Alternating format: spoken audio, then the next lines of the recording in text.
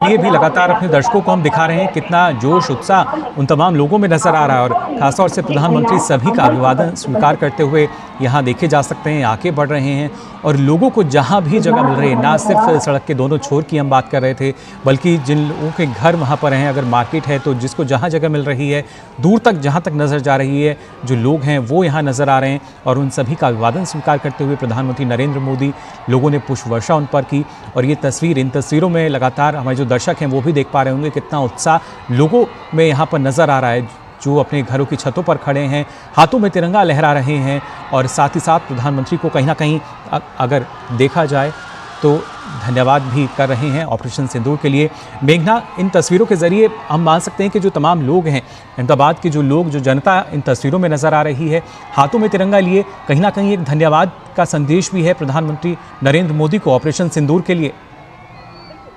देखिए, ये बात बेशक स्पष्ट रूप से नजर आती है। हमने जब तिरंगा यात्रा यहाँ पर देखी गुजरात के कई कोनों में, तो उससे, और खास तौर पर गुजरात एक ऐसा इलाका है जहाँ पे बनासकांठा जिले की भी सरहद पाकिस्तान से लगती है और कच्छ जो है वो भी बहुत सेंसिटिव इलाका है। वहाँ पर जिस तरीके से फोर्सेस का तैनाती रही और जिस तरीके से ऑपरेशन सिंदूर को चलाया गया, वो लोग उस चीज का अभिवादन लगातार हमने देखा है। कई जो तिरंगा यात्राएं हुई उसमें भी हुआ और जो प्रधानमंत्री नरेंद्र मोदी आए हैं तो बेशक लोगों का अलग ही उत्साह नजर आता है और ये स्पष्ट रूप से दिख रहा है कि लोग तिरंगा झंडा लेकर और लोग एक तरीके से अपनी खुशी व्यक्त कर रहे हैं। लेकिन इसके साथ इसका एक पहलू ये भी है कि कई जैसे विजुअल्स हैं जो हम आपको नहीं दिखा पा रहे हैं, क्योंकि जो पूरा रास्ता है प्रधानमंत्री नरेंद्र मोदी का, जिस रास्ते से होकर वो निकल आएंगे, उस पूरे रास्ते में कई जगहों पर आप देख सकते हैं कि तिरंगा झंडा लेकर लोग खड़े हैं, बच्चे खड़े हैं, बुजुर्ग खड़े हैं, घर की छतों पर लोग खड़े हैं। और खास तौर पर हर घर तिरंगा जो कैंपेन चलता है, जो हम 15 अगस्त के आसपास हमेशा हर घर तिरंगा जो कैंपेन चलता है उसके अंतर्गत भी लोग अपने अपने घरों पर तिरंगा लगाते हैं। तो आप जो विजुअल्स हम आपको नहीं दिखा पा रहे हैं वो मैं आपको बयान कर सकती हूँ कि ना केवल जहाँ पर लोग जमा हैं, बल्कि जो प्रधानमंत्री नरेंद्र मोदी का जो पूरा रूट है निकोल तक आने का, जहाँ पर आज की लोकसभा है, उस पूरे रूट पर आप कहीं ना कहीं लोगों को खड़ा देखेंगे, भारी संख्या में खड़ा देखेंगे और तिरंगा लेकर खड़ा देखेंगे, पोस्टर्स लेकर देखेंगे, ऑपरेशन सिंदूर के पोस्टर्स हो या फिर प्रधानमंत्री नरेंद्र मोदी का स्वागत करने के पोस्टर्स हो।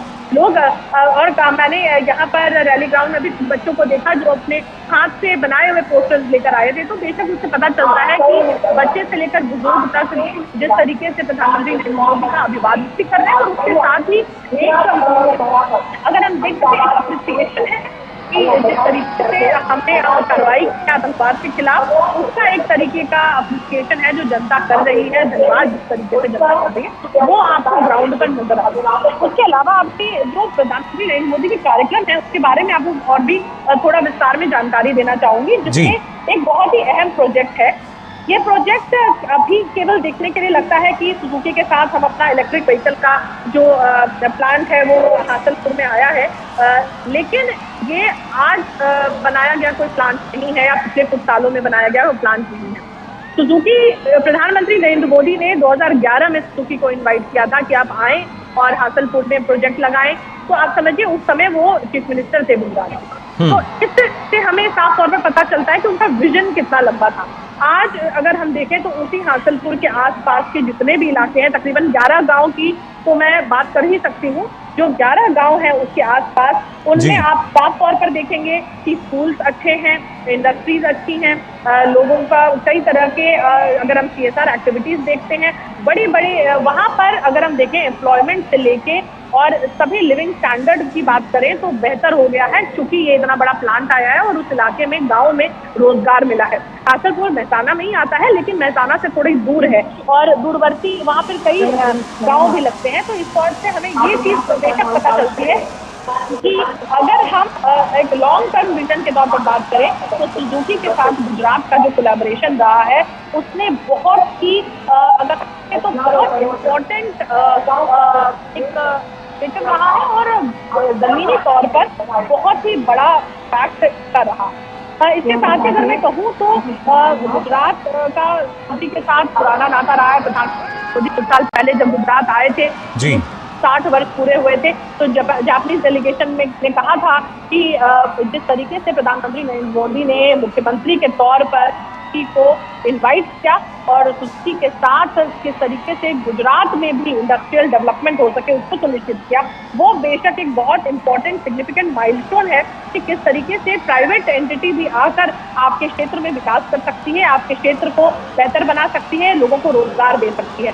तो ये इसका बहुत बड़ा एग्जाम्पल हासलपुर और उसके आसपास के 11-12 गाँव हैं और जिनकी हम बात करते हैं तो जिसमें सोशल डेवलपमेंट से लेके हर एक चीज, प्रोग्रेस, प्रॉस्पेरिटी साथ साथ कैसे जा सकती है, उसका एक बहुत बड़ा एग्जाम्पल है। और उसके साथ ही अभी गुजरात में अगर हम सेमीकंडक्टर प्लांट की बात करते हैं तो इस तरीके का पिछले 2 दशक में इस तरीके का एनवायरनमेंट क्रिएट किया गया है कि आज तारीख में किसी भी बड़ी कंपनी को, देश की हो या विदेश की हो, किसी भी बड़ी कंपनी को अगर गुजरात में प्लांट लगाना है, इंडस्ट्री खोलनी है, मैन्युफैक्चरिंग करना है तो एक भी प्रतिशत संकोच किसी भी इंडस्ट्री को नहीं होता है। तो इस किस्म का माहौल गुजरात में बिजनेसेस के लिए पिछले 2 दशक में बनाया गया है, जिसके कारण ही आज उसके फल हमें नजर आ रहे हैं और आज हम कह रहे हैं कि इतने प्रोजेक्ट का लोकार्पण होने वाला है, इन प्रोजेक्ट का शिलान्यास होने वाला है। ये आज की जर्नी नहीं है, ये पिछले 2 दशक की जर्नी है जो जिसका रिजल्ट अब हम धरातल पे देख रहे हैं। क्योंकि अगर हम सोशल डेवलपमेंट की बात करें और प्रोग्रेस, प्रॉस्पेरिटी की बात करें तो वो रातों रात फिक्स होता है और उसके लिए कई दशक लग जाते हैं जी। तो रात में जो अगर हम देखें तो 2000 में जो शुरू हुआ जो डेवलपमेंट का, अगर हम बात करें तो जिस तरीके से डेवलपमेंट का गति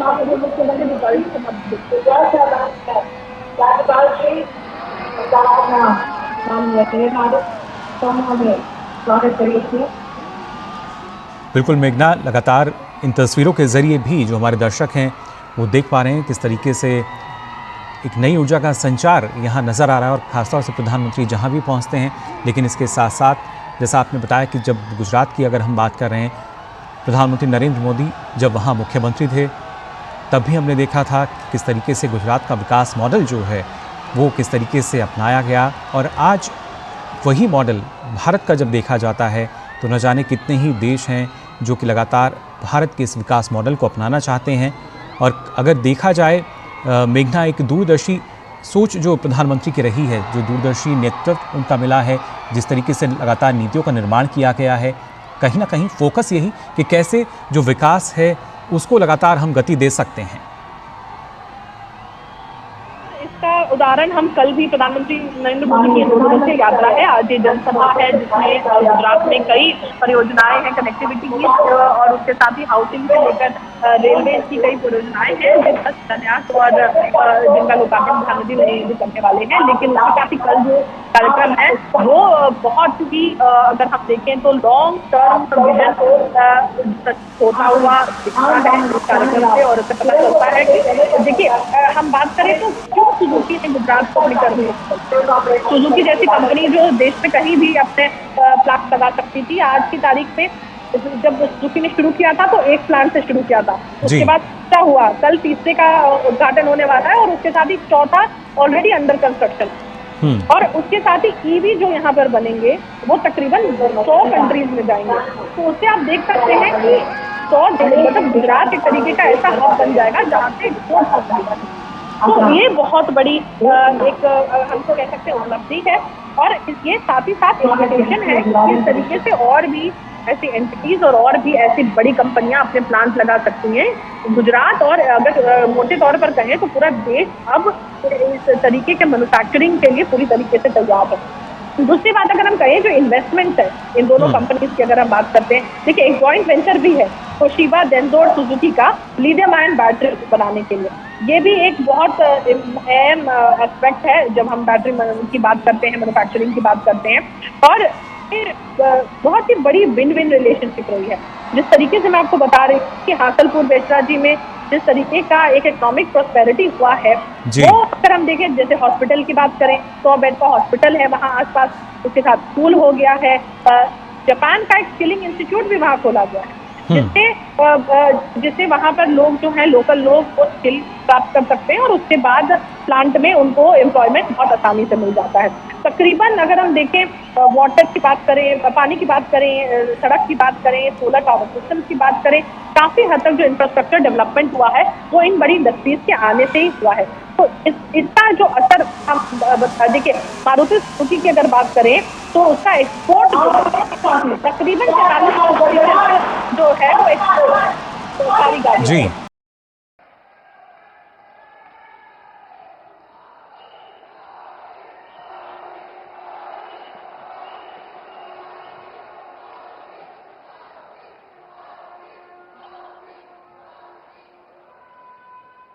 भारत माता की, भारत माता की, भारत माता की।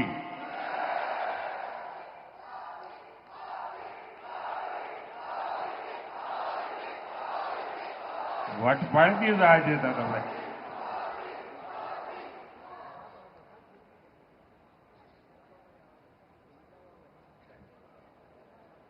गुजरात के राज्यपाल श्रीमान आचार्य देवव्रत जी, यहां के लोकप्रिय मुख्यमंत्री भूपेंद्र भाई पटेल, केंद्रीय मंत्रिमंडल में मेरे साथी सीआर पाटिल, गुजरात सरकार के सभी मंत्रीगण, अहमदाबाद की मेयर प्रतिभा जी, अन्य जनप्रतिनिधिगण અને અમદાવાદના મારા વાલા ભાઈઓ અને બહેનો,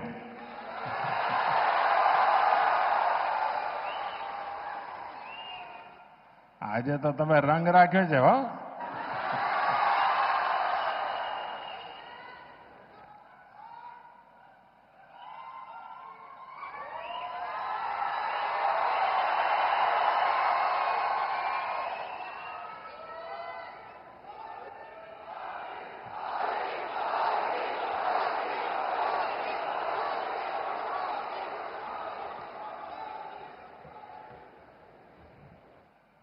ઘણીવાર વિચાર આવે કે એવું કેવું નસીબ હશે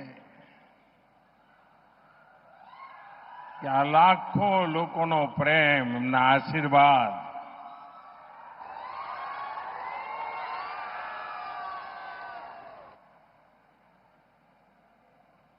હું આપ સૌનો જેટલો આભાર માનું એટલો ઓછો છે.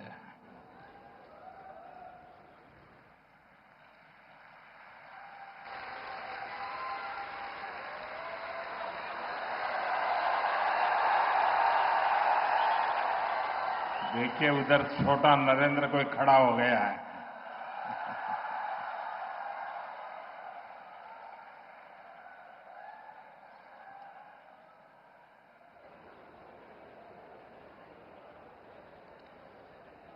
साथियों, इस समय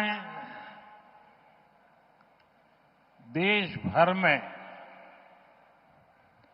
गणेश उत्सव का एक अद्भुत उत्साह है.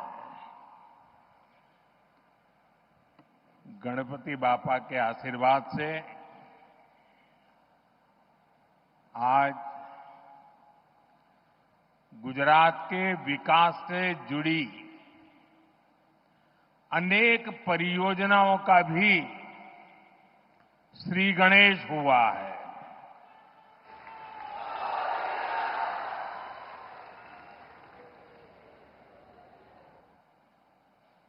ये मेरा सौभाग्य है कि आज मुझे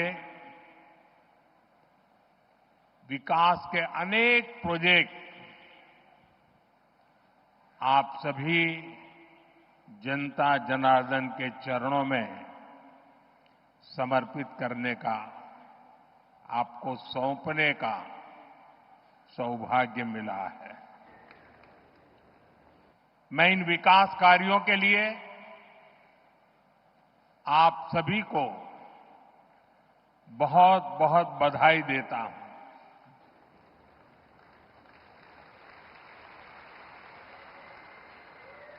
साथियों, मानसून के इस सीजन में गुजरात में भी कई इलाकों में भारी बारिश हो रही है. देश में भी जिस प्रकार से बादल फटने की एक के बाद एक घटनाएं घट रही हैं और जब टीवी पर विनाश लीला देखते हैं तो अपने आप को संभालना मुश्किल हो जाता है। मैं सभी प्रभावित परिवारों के प्रति मेरी संवेदना व्यक्त करता हूं। प्रकृति का ये प्रकोप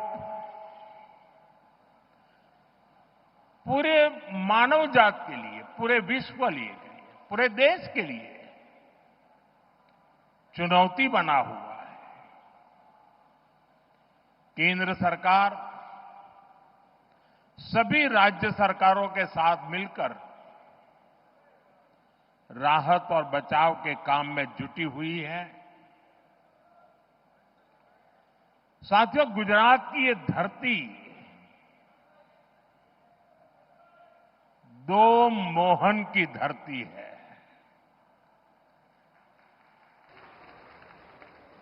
एक सुदर्शन चक्रधारी मोहन यानी हमारे द्वारकाधीश श्री कृष्ण,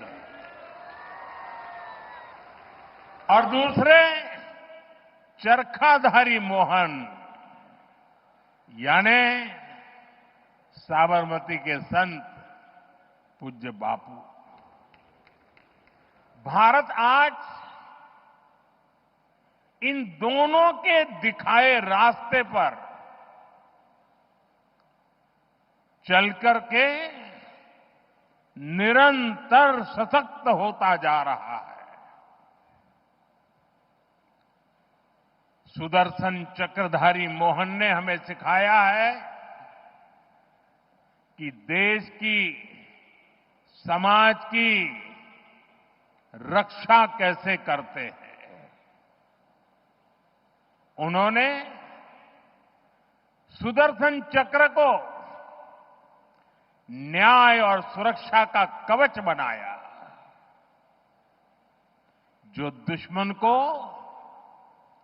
पाताल में भी खोज कर सजा देता है। और यही भाव आज भारत के फैसलों में भी देश अनुभव कर रहा है। देश नहीं, दुनिया अनुभव कर रही है।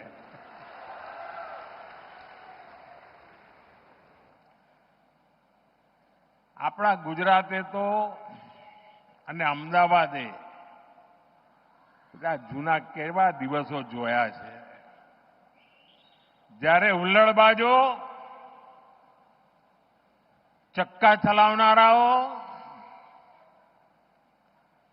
પતંગમાં લડાઈ કરીને લોકોને ઢાળી દે, કર્ફ્યુમાં જીવન ગુજારવું પડે, વાર તહેવારે અમદાવાદની ધરતી રક્ત રંજીત થઈ જતી હતી। आतताइयों, ये हमारा खून बहाते थे और दिल्ली में बैठी कांग्रेस सरकार कुछ नहीं करती थी।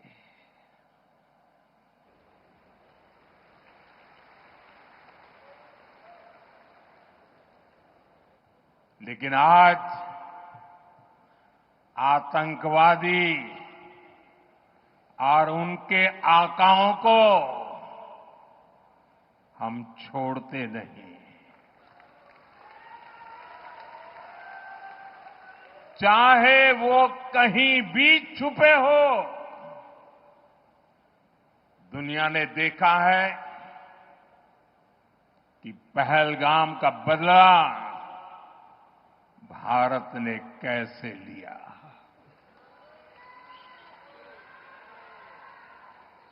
22 मिनिट में બધું સફાચટ કરી નાખ્યું।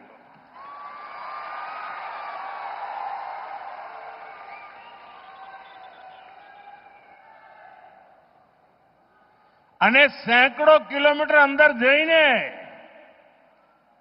નક્કી કરેલા નિશાન પર જ વાર કરીને લોકોએ પાછી પાની કરી નહીં. અને આજે તમારી પાસે શું છે કહેનારાઓને, અમારી પાસે ડાયમંડ નથી ભાઈ, એકે ડાયમંડની ખાણ નથી, પણ દુનિયામાં 10માંથી 9 ડાયમંડ મારી ગુજરાતની ધરતી પરથી આગળ વધતા હોય છે.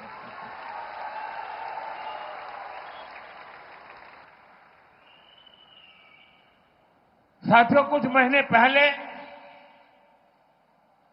मैं दाहोद में आया था. वहां की रेल फैक्ट्री में ताकतवर इलेक्ट्रिक लोकोमोटिव इंजन बन रहे हैं. आज गुजरात में बने मेट्रो कोच दूसरे देशों को एक्सपोर्ट हो रहे हैं. इसके अलावा मोटरसाइकिल हो, कार हो, गुजरात में बहुत बड़ी संख्या में उसका प्रोडक्शन हो रहा है, मैन्युफैक्चरिंग हो रहा है. देश और दुनिया की बड़ी बड़ी कंपनियां यहां फैक्ट्रियां लगा रही है. गुजरात में हवाई जहाज के अलग अलग पार्ट्स बनाने और उनके एक्सपोर्ट का काम पहले से ही चल रहा था. अब बड़ौदा में ट्रांसपोर्ट एयरक्राफ्ट भी बनाने का काम शुरू हुआ है. આપણા ગુજરાતમાં વિમાન બને એટલે આનંદ થાય કે ના થાય? अब इलेक्ट्रिक व्हीकल मैन्युफैक्चरिंग का भी गुजरात बहुत बड़ा सेंटर बन रहा है. मैं कल 26 तारीख को हंसलपुर जा रहा हूं. वहां इलेक्ट्रिक व्हीकल मैन्युफैक्चरिंग को लेकर बहुत बड़ी शुरुआत हो रही है. आज जितने भी आधुनिक इलेक्ट्रॉनिक उपकरण बन रहे हैं वो सेमीकंडक्टर के बिना नहीं बन सकते. गुजरात अब सेमीकंडक्टर सेक्टर में भी बड़ा नाम करने जा रहा है. टेक्सटाइल हो, जेम्स एंड ज्वेलरी हो, गुजरात की पहचान बन चुकी है. दवाएं हो, वैक्सीन हो, ऐसे फार्मा उत्पादन के मामले में भी देश का करीब करीब 1/3 एक्सपोर्ट गुजरात से होता है. साथियों, आज भारत सौर, पवन और परमाणु ऊर्जा के मामले में तेजी से आगे बढ़ रहा है. इसमें गुजरात की भागीदारी सबसे अधिक है. હમણાં હું એરપોર્ટથી આવતો હતો, ભવ્ય રોડ શો કર્યો. વાહ, કમાલ કરી આપે. પણ રોડ શો તો ભવ્ય હતો, પણ લોકો ધાબા ઉપર ઉભા હોય, બાલ્કનીમાં ઉભા હોય તો સ્વાભાવિક રીતે હું એમને આદરપૂર્વક નમન કરતો હતો. પરંતુ મારી નજર ફરતી હતી ચારે બાજુ અને મેં જોયું કે લગભગ મોટા ભાગના ઘરોના ધાબામાં रूफटॉप सोलर पावरना प्लांट देखाता था.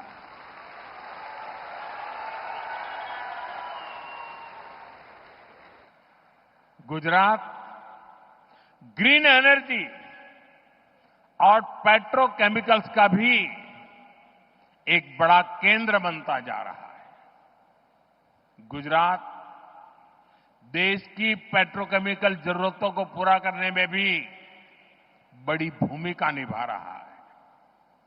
जो हमारा प्लास्टिक उद्योग है, सिंथेटिक फाइबर है, फर्टिलाइजर है, दवाएं हैं, पेंट इंडस्ट्री है, कॉस्मेटिक्स है, इनका सबसे बड़ा आधार पेट्रोकेमिकल सेक्टर ही है। गुजरात में पुराने उद्योगों का विस्तार हो रहा है। મને યાદ છે આપણે ઘણીવાર માથે હાથ મૂકીને રડતા જ રહેતા હતા। આજથી 30 વર્ષ પહેલાના જે લોકો દિવસો યાદ કરે શેના રોદડા રોતા હતા? મિલો બંધ થઈ ગઈ, મિલો બંધ થઈ ગઈ, મિલો બંધ થઈ ગઈ। એ તમે રોજ એ જ ચાલતું હોય અને કોઈ પણ નેતા આવેલા એ છાપાવાળા પણ એ જ પૂછે, બોલો મિલો બંધ થઈ ગઈ શું કરશો? રાત તો કોંગ્રેસનું હતું, પણ એક જ વિષય। આજે ગુજરાત ये ભૂંગળા ભલે બંધ થયા પણ ઠેર ઠેર એણે વિકાસના વાવટા ફરકાવી દીધા છે।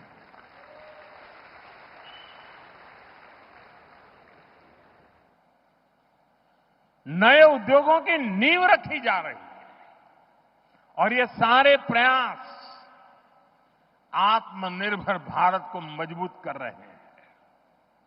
इससे गुजरात के युवाओं के लिए रोजगार के लगातार अवसर बन रहे हैं।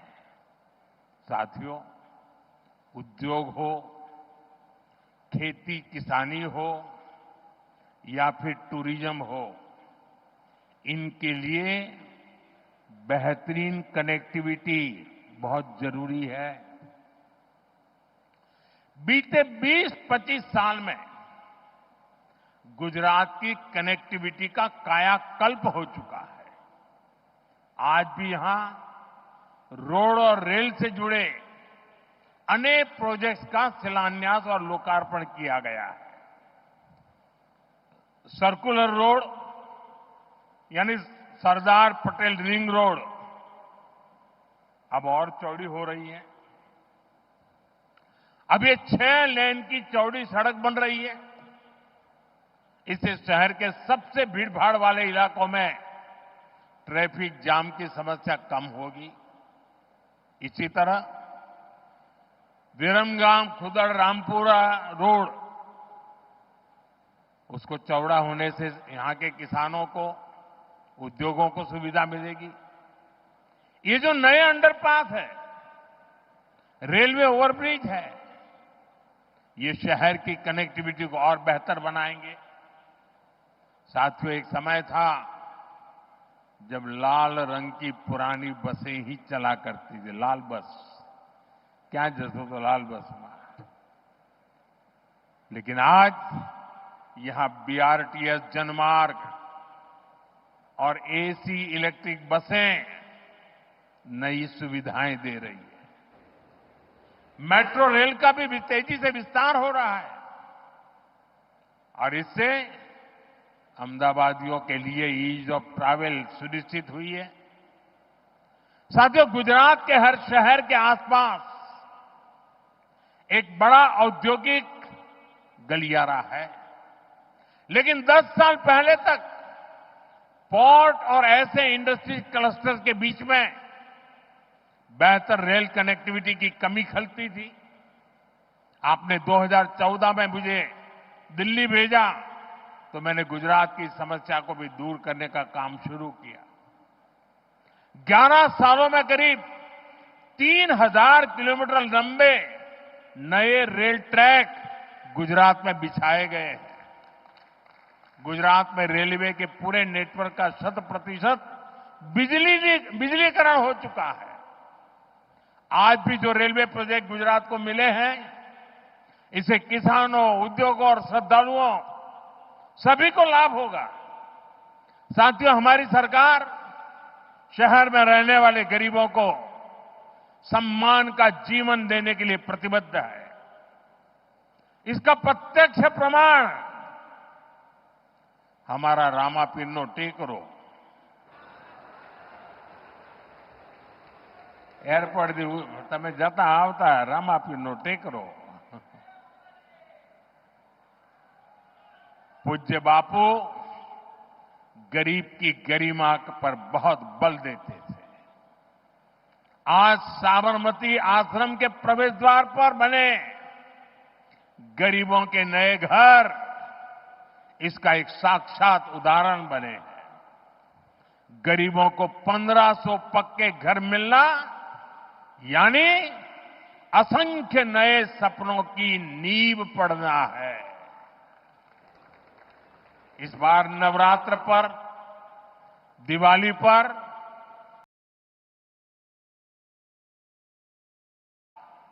मोटरसाइकिल हो, कार हो, गुजरात में बहुत बड़ी संख्या में उसका प्रोडक्शन हो रहा है, मैन्युफैक्चरिंग हो रहा है। देश और दुनिया की बड़ी बड़ी कंपनियां यहां फैक्ट्रियां लगा रही है। गुजरात में हवाई जहाज के अलग अलग पार्ट्स बनाने और उनके एक्सपोर्ट का काम पहले से ही चल रहा था। अब वडोदरा में ट्रांसपोर्ट एयरक्राफ्ट भी बनाने का काम शुरू हुआ है। આપણા ગુજરાતમાં વિમાન બને એટલે આનંદ થાય કે ના થાય? अब इलेक्ट्रिक व्हीकल मैन्युफैक्चरिंग का भी गुजरात बहुत बड़ा सेंटर बन रहा है। मैं कल 26 तारीख को हंसलपुर जा रहा हूं। वहां इलेक्ट्रिक व्हीकल मैन्युफैक्चरिंग को लेकर बहुत बड़ी शुरुआत हो रही है। आज जितने भी आधुनिक इलेक्ट्रॉनिक उपकरण बन रहे हैं वो सेमीकंडक्टर के बिना नहीं बन सकते। गुजरात अब सेमीकंडक्टर सेक्टर में भी बड़ा नाम करने जा रहा है। टेक्सटाइल हो, जेम्स एंड ज्वेलरी हो, गुजरात की पहचान बन चुकी है। दवाएं हो, वैक्सीन हो, ऐसे फार्मा उत्पादन के मामले में भी देश का करीब करीब 1/3 एक्सपोर्ट गुजरात से होता है। साथियों, आज भारत सौर, पवन और परमाणु ऊर्जा के मामले में तेजी से आगे बढ़ रहा है। इसमें गुजरात की भागीदारी सबसे अधिक है। હમણાં હું એરપોર્ટથી આવતો હતો, ભવ્ય રોડ શો કર્યો। વાહ, કમાલ કરી આપે। પણ રોડ શો તો ભવ્ય હતો, પણ લોકો ધાબા ઉપર ઉભા હોય, બાલ્કનીમાં ઉભા હોય તો સ્વાભાવિક રીતે હું એમને આદરપૂર્વક નમન કરતો હતો। પરંતુ મારી નજર ફરતી હતી ચારે બાજુ અને મેં જોયું કે લગભગ મોટા ભાગના ઘરોના ધાબામાં રૂફટોપ સોલાર પાવરના પ્લાન્ટ દેખાતા હતા।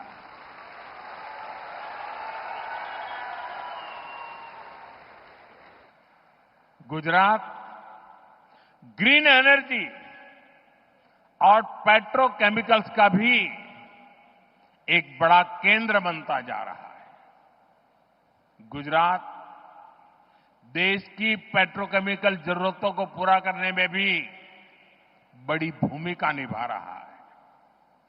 जो हमारा प्लास्टिक उद्योग है, सिंथेटिक फाइबर है, फर्टिलाइजर है, दवाएं हैं, पेंट इंडस्ट्री है, कॉस्मेटिक्स है, इनका सबसे बड़ा आधार पेट्रोकेमिकल सेक्टर ही है।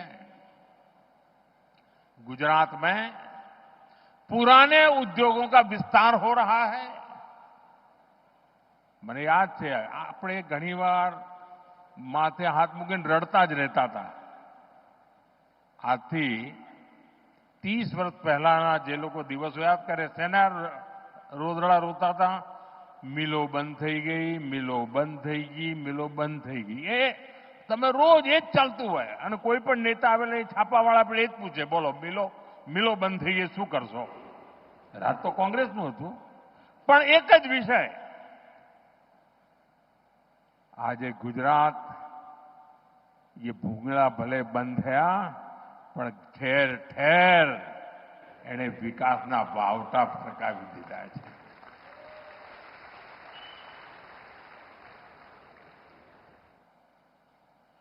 नए उद्योगों की नींव रखी जा रही है और ये सारे प्रयास आत्मनिर्भर भारत को मजबूत कर रहे हैं. इससे गुजरात के युवाओं के लिए रोजगार के लगातार अवसर बन रहे हैं. साथियों, उद्योग हो, खेती किसानी हो या फिर टूरिज्म हो, इनके लिए बेहतरीन कनेक्टिविटी बहुत जरूरी है. बीते 20-25 साल में गुजरात की कनेक्टिविटी का कायाकल्प हो चुका है. आज भी यहां रोड और रेल से जुड़े अनेक प्रोजेक्ट्स का शिलान्यास और लोकार्पण किया गया है. सर्कुलर रोड यानी सरदार पटेल रिंग रोड अब और चौड़ी हो रही है. अब ये 6 लेन की चौड़ी सड़क बन रही है. इससे शहर के सबसे भीड़भाड़ वाले इलाकों में ट्रैफिक जाम की समस्या कम होगी. इसी तरह विरमगाम खुदड़ रामपुरा रोड, उसको चौड़ा होने से यहां के किसानों को, उद्योगों को सुविधा मिलेगी. ये जो नए अंडरपास है, रेलवे ओवरब्रिज है, ये शहर की कनेक्टिविटी को और बेहतर बनाएंगे.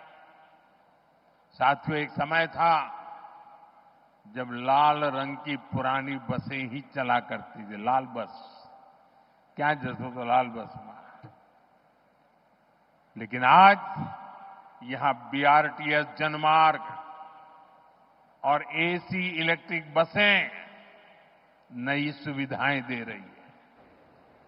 मेट्रो रेल का भी तेजी से विस्तार हो रहा है और इससे अहमदाबादियों के लिए ईज ऑफ ट्रैवल सुनिश्चित हुई है. साथियों, गुजरात के हर शहर के आसपास एक बड़ा औद्योगिक गलियारा है.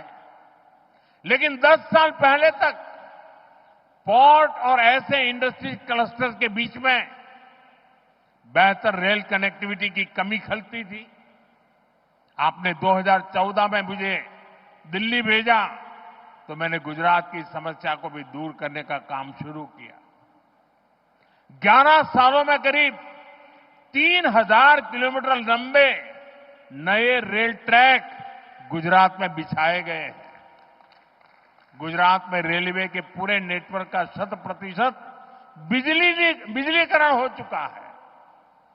आज भी जो रेलवे प्रोजेक्ट गुजरात को मिले हैं, इससे किसानों, उद्योगों और श्रद्धालुओं सभी को लाभ होगा.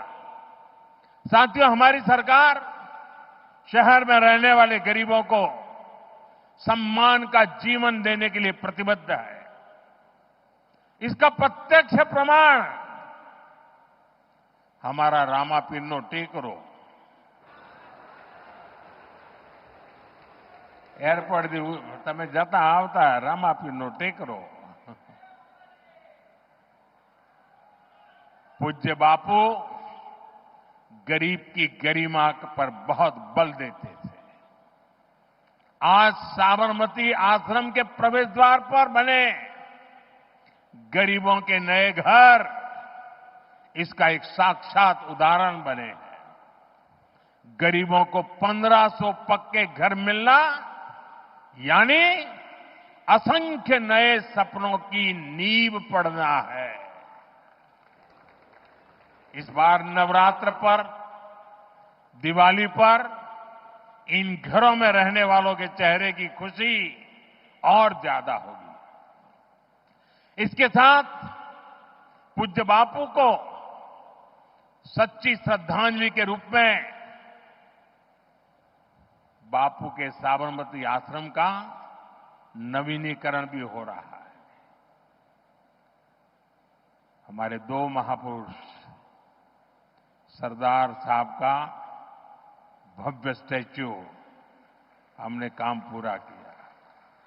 मैं उसी समय साबरमती आश्रम का काम करना चाहता था, लेकिन केंद्र सरकार उस समय हमारे अनुकूल नहीं थी, शायद वो गांधी जी के भी अनुकूल नहीं थी, और उसके कारण मैं उस काम को कभी आगे नहीं बढ़ा पाया। लेकिन जब से आपने मुझे वहां भेजा है,